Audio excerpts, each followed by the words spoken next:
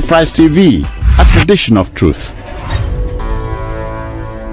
Hello and welcome.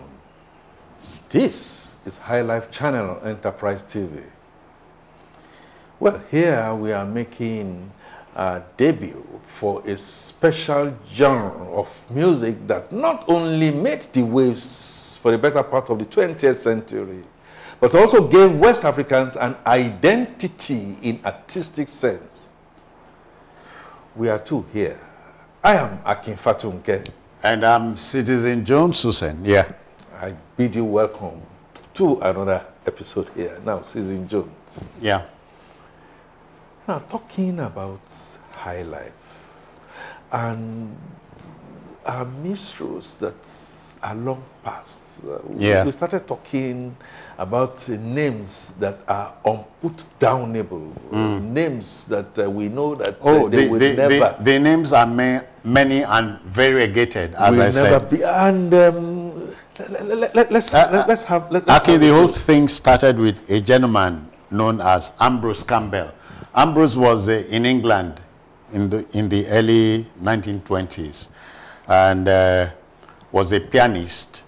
So he adapted local high-life strings for piano music.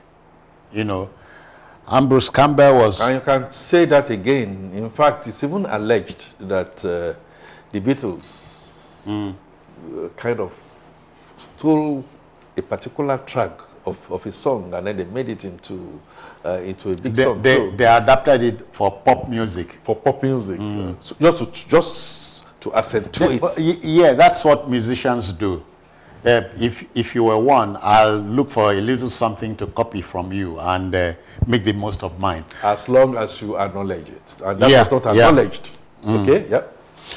So, apart from Ambrose Campbell, we had the godfather of them all, Bobby Benson. If you remember, the Ikorodu boy became a musician by default. He was a seaman.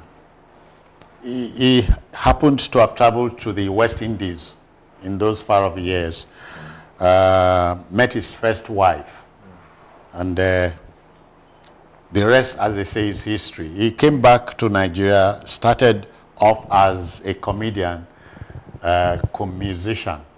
Of course, the music was high life because the Ghanaians were a little ahead in terms of high life music. You know, Edward Tete Mensah, the great E.T. Mensah, was the forerunner in that part of the world. But you had other musicians like C.K. Man, Jerry Hansen of the professional.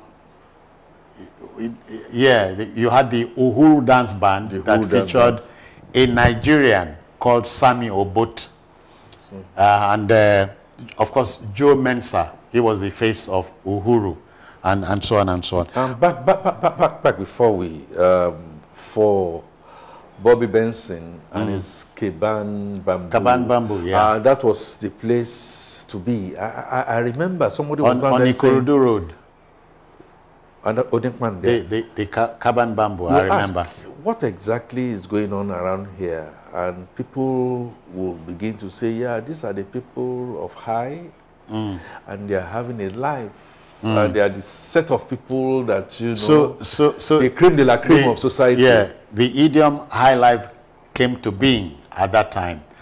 But also remember that Bobby Benson trained Victor Olaiya, and Bobby Benson had Rex Lawson, Sam Akpabot, the one you used to know as Sam Akpabot. You know, Sam Akpabot is from today's Akwa Ibom State.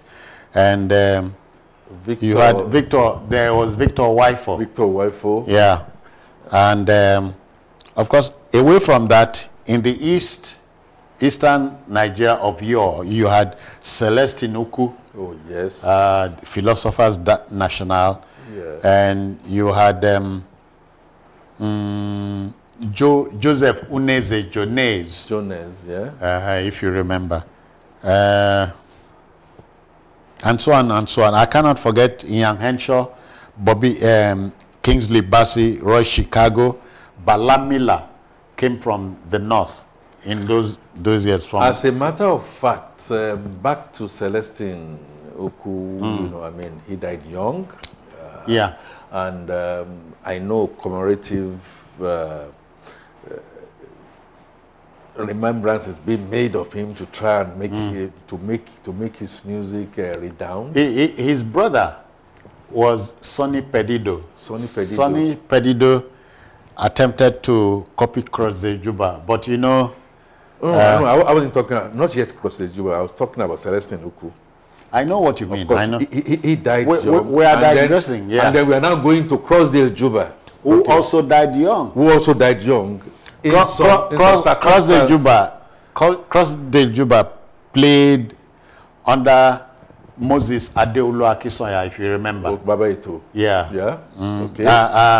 Adeolu was a doyen, if you see what I mean. You can say that again. I mean, with a lot of idioms, and he was very contemporary in his choice of music. So you listen to Adeolu Akinsanya, you knew what was going on in the milieu. Okay, let's put it this way. Our musicians, those you call the doyens, the legends who have gone on, sang our weaknesses, our strengths, sang about our progresses, our failures, and so on. In other words, musicians of yore had a message in their music, in their songs, but not anymore. I tell you again, not anymore. If you go to business school, you'll be talking about the SWOT. You write, they sang about our strength, our weaknesses, our opportunities, and the threats. And they kept on putting that across for people to and so learn. A musician drops a line or two for you. You take that home. Oh, yes. And it's stuck. Redounding. Bobby Benson's Taxi Driver still resonates somewhere in my head till day after tomorrow. You know, there's a story behind the Taxi Driver. Yeah. A jilted lover and an air pilot and all that. So look, why would you want to leave me? If you want to marry a taxi driver, now you won't be that. Again, still relevant till tomorrow. We're not even talking about today. Just to drive it home. From the same man, from the same Bobby Benson, you had Ìyàwó ṣé ìwọ ló ṣẹ̀wọ̀n o, ìwọ ló ṣẹ̀wọ̀n o, baby ìwọ ló ṣẹ̀wọ̀n. Oh yes, which Sonny and they later on popular, right? I tell you, the Ikorodu Oga guy, some kind of pattern up there was dandy and was ladies' man. Okay, you mean Bobby? Bobby. Yeah. Yes, Bobby Benson. Even when he started his music, from jazz to getting all those other stars to grow off him. And those stars will be the second generation, and then third generation have also come. Beautiful. Victor Wifo. Yes. Played under him. He played under him. And Victor Wifo, I remember very well, it might have been written, but he said it to me, that back in those days, they would jump fence, as you know, St. Gregory's, and we'll go and find a way around it, even though he was an A1. In the Obalende axis. Obalende axis up to Yaba. He will come, jump the fence, and then come and make his inputs. He was also a fantastic sportsman. I'll talk about his prowess being a professor as at the time of death. Also, sculpture, a great ambassador, the Joromi fame. Joromio, Jomi, Jo. You know, that song won a prize in 1969 in faraway Japan. It did. Operation Breadbasket, if you remember. Oh, yes. To look at history. Victor Wifo was a rare find. More than a rare find. But I'm sorry to say this, Aki. We shamefully have no knack for edifying our heroes. We don't like our heroes. That's my trouble. We don't like our heroes. We don't don't honor their memory at all. Edify them, but I know there are plans afoot to recognize them. For Professor Victor Waifo, I am proud to say I witnessed he's being given the D.Lit, Doctor of Literature. Victor dreamt of a Hall of Fame for musicians. That didn't happen until he passed. He passed, and professors upon professors recognized that. I picked that award on his behalf, and I remember when I gave it to him, he said, "Yeah, I feel fulfilled."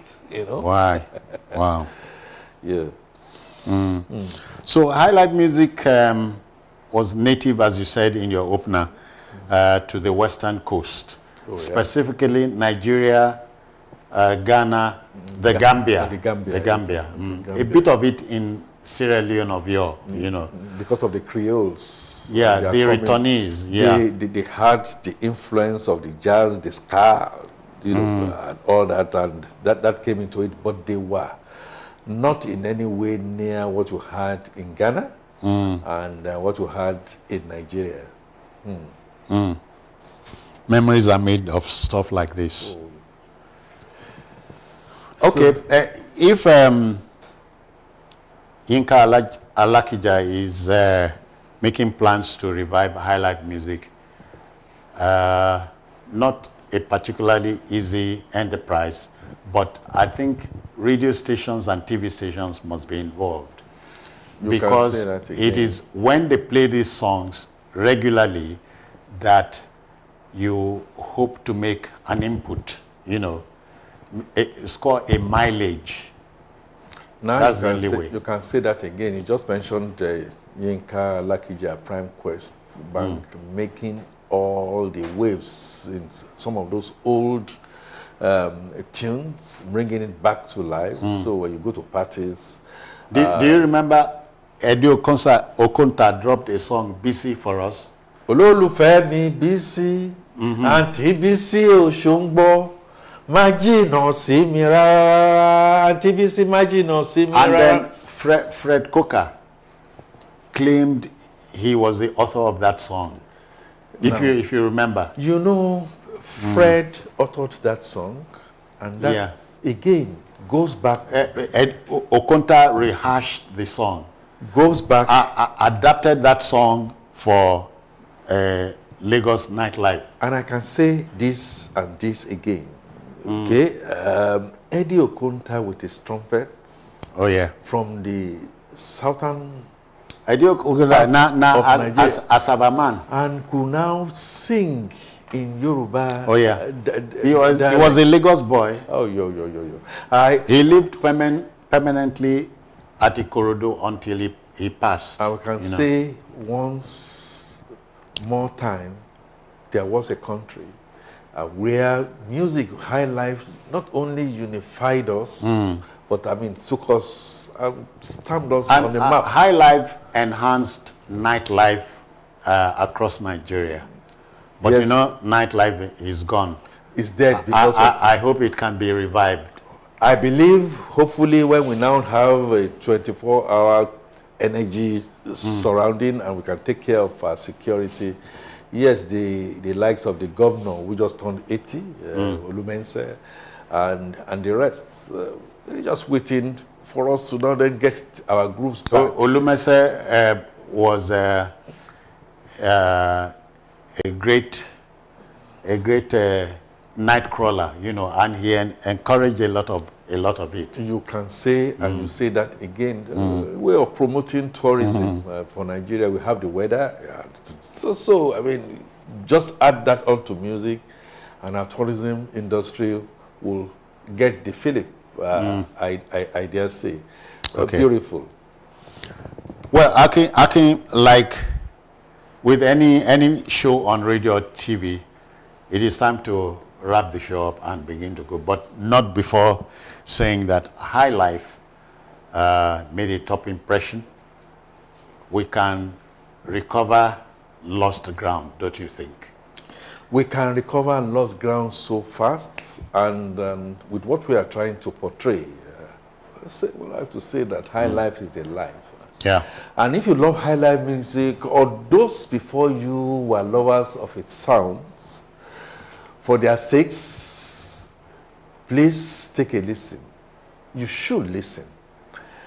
And again, it is a music that was yesterday, is for today, and will remain. Akin music is a bridge. It's a bridge. Yeah. And it will cure. Yeah. Not only cure frailties, it will also, at the end of the day, bind us as one. We have intermarriages between Akin, thank you religion. for allowing me into this. You are always welcome, Sister Jones. Thank and you. We'll continue this another time. Please, always try and take Make a it a listen. date. Make it a date with us. Bye-bye now. Bye.